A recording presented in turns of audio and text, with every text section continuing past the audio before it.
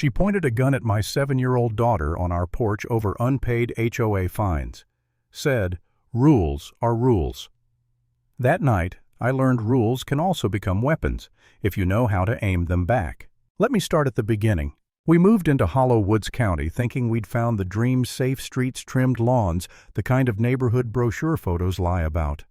My wife Tara called it quiet paradise. I just called it predictable. Then I met the queen of that paradise, Karen Hubert, HOA president, blonde hair, plastic smile, handshake like a python.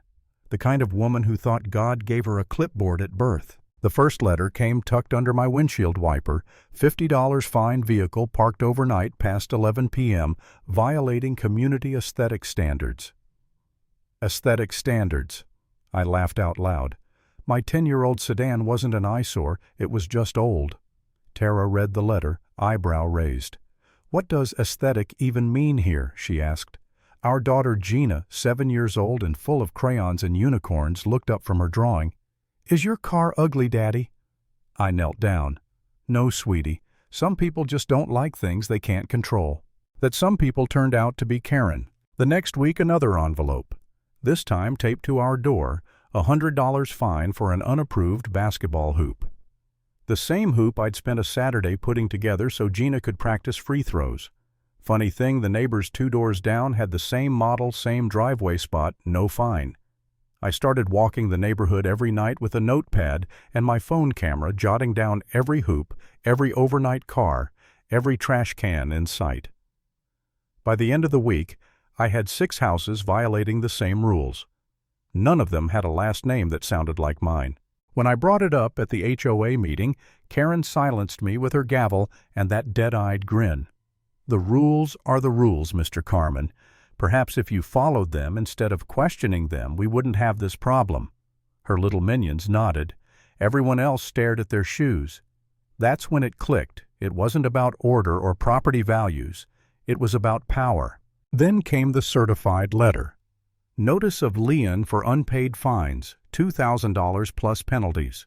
A lien on our home, the one place my daughter felt safe. I remember standing in the kitchen, paper shaking in my hands, while Tara's face hardened. She has no idea who she's messing with. "Tara," said, opening her laptop. "See, my wife used to be a paralegal." Research was her weapon. That night we declared war.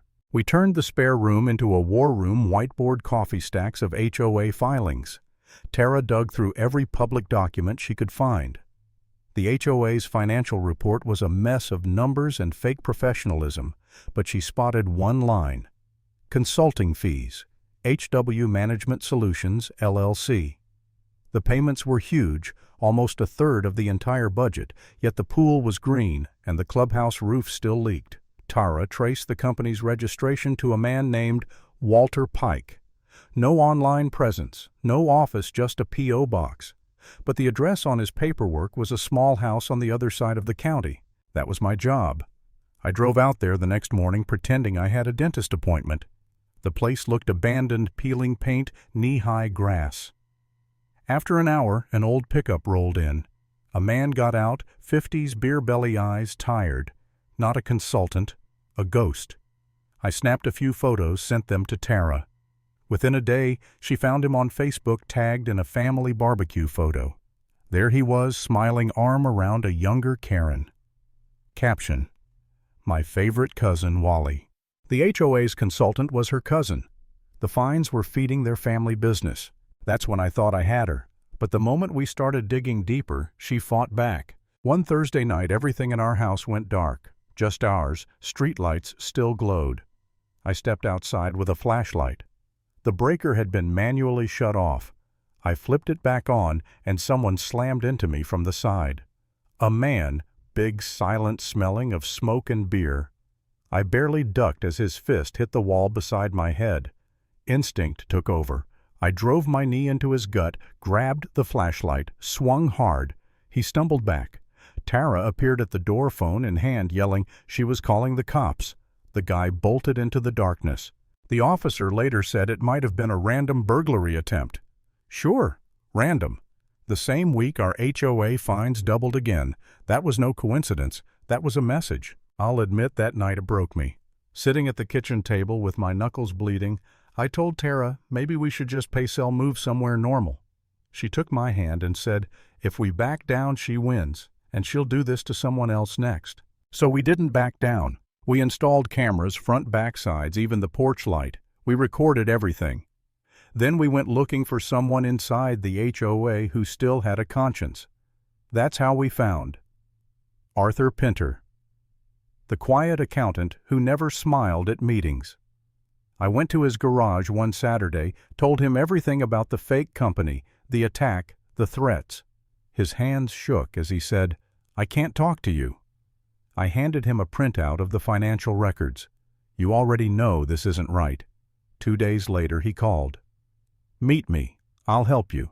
Tara gave him a tiny recorder the size of a paperclip. Next meeting, she said just let it run. 3 nights later, Arthur handed me the recorder in a grocery store parking lot, his face pale. She bragged, he whispered. Said the legal fees don't matter, we always make it back on the liens. That was it, her own voice. Proof that the fines weren't about rules, they were revenue. Still, we weren't done. I started playing her game back at her. Filed anonymous violation reports on her own property, her rose bushes too close to the sidewalk, her tacky, swan-shaped mailbox not on the approved list. She lost it in the next meeting, screaming about frivolous complaints. Couldn't punish herself, couldn't ignore them either. Meanwhile, Tara waged psychological warfare, buying absurd lawn gnomes for friendly neighbors, each holding little signs like HOA equals humorless, overbearing authority. Karen's empire of fear began to crumble into mockery. Then we struck the final blow. Using the bylaws she loved to quote, we gathered enough signatures to demand a special meeting for financial transparency. She tried to block it, but the petition was airtight. The night of the meeting, the clubhouse was packed more people than I'd ever seen. Karen opened with her usual smug smirk. Mr. Carmen, you have 5 minutes. Thanks, I said, plugging in my laptop. I won't need that long. Slide 1, a pie chart showing HOA funds 30% going to HW management. Murmurs. Slide 2, the business registration with Walter Pike's name. Slide 3, the Facebook photo, Karen and her cousin arms around each other. Her smile vanished. This is out of order, she barked. I clicked again our flowchart. Money flowing from homeowners, HW management. Karen's face. Where does the money go, Karen? This is slander, she screamed, face blotchy red. Is it? Or is it just bookkeeping? Then I hit play. Arthur's recording echoed through the room. It doesn't matter what they cost us in legal fees. We'll always make it back on the liens. The crowd gasped, and then Karen, panicking, leaned to her ally and hissed, forgetting the mic was still on. I'll bury him in liens. I'll make his life hell. That was the end of her kingdom. She stormed out, knocking over her chair, but I saw her eyes pure hate. I knew it wasn't over. Hours later, Tara and I sat watching the live feed from our new cameras. Midnight. The street empty. Then a figure appeared on the sidewalk walking toward our house. A woman. Karen. Moving slow, deliberate. She stopped at the edge of our driveway, then stepped forward, glint of metal in her hand. Tara, I whispered. She has a gun. My wife was already dialing 911. Then 3 soft knocks on the door. Daddy, someone's here. Gina's small voice from upstairs. Before I could stop her, I heard her tiny feet on the stairs. I sprinted for the door as she reached for the handle. She opened it, and there stood Karen, eyes wild, hand raised, the silver revolver gleaming under the porch light. I dove forward, shoving Gina behind me, bracing for the shot. Sirens split the night. Red and blue lights washed over the lawns. Cops yelling, "Put it down! Karen, put the weapon down!" She froze. Then the officers tackled her, the gun clattering across the wood. I held Gina, shaking so hard I could barely breathe. Tara handed a USB drive to the detective. Everything's on here, multiple angles, clear audio, time-stamped. We didn't just survive that night, we documented it. The evidence trail, financial records, Arthur's tape, and the high-def footage of the gun built an airtight case. The DA called it a criminal enterprise. Fraud, extortion, assault with a deadly weapon, child endangerment. Karen made one last mistake. Outside the courtroom, she leaned close and hissed, You think you've won? You'll be begging to sell your house when I'm done."